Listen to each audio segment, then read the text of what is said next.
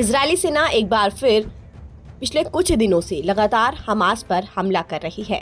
ये हमले हमास पर कहर बनते जा रहे हैं। बीते दिनों इजराइल हमले में हमास नेता ओसामा तबाश की मौत हो गई थी, तो वहीं रविवार सुबह एक बार फिर इजराइल ने गाजा पर बड़ा हमला किया। इस हमले में हमास के राजनीतिक नेता सलाह अल बर्दाविल की मौत हो गई है।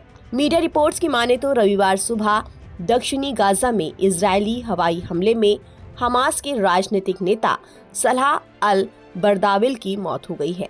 हमले में खान यूनिस के अल बर्दाविल को निशाना बनाया गया, जहां कथित तौर पर उनकी पत्नी के साथ उनकी मौत हो गई। अल बर्दाविल की बात करें तो खान यूनिस में 1959 में जन्मे सलाह अल बर्दाविल हमास के सीनियर मेंबर थे और उन्होंने कई सालों तक संगठन के लिए काम किया था। उन्हें साल 2021 में आंदोलन के पॉलिट ब्यूरो के लिए चुना गया था। वो गाजा में हमास के क्षेत्रीय पॉलिट ब्यूरो का भी हिस्सा थे।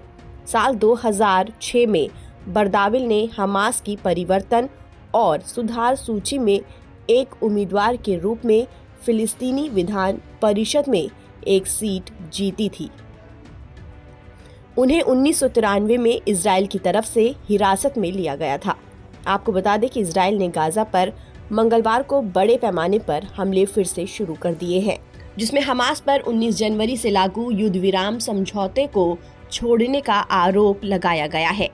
नए हमले ने क्षेत्र में लगभग 2 महीने के चल रहे शांति समझौते को खत्म कर दिया है।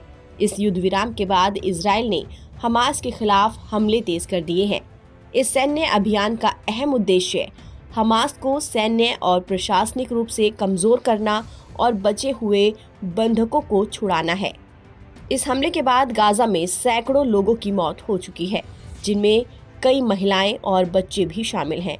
इजरायली प्रधानमंत्री बेंजामिन नेतन्याहू ने बार बार इस बात पर जोर दिया है कि युद्ध का प्राथमिक उद्देश्य हमास को एक सैन्य बल रूप में खत्म करना है। उन्होंने कहा कि ताज़ा हमलों का उद्देश्य बंधकों को रिहा करने के लिए दबाव डालना है। इससे पहले इजरायली सैन्य बलों ने हमास के कई प्रमुख नेताओं को निशाना बनाया था और अब सलाह अल बर्दाविल की मौत से हमास को एक बड़ा झटका लगा है। ताज़ा अपडेट के लिए आप बने रहिए NBT ऑनलाइन के साथ।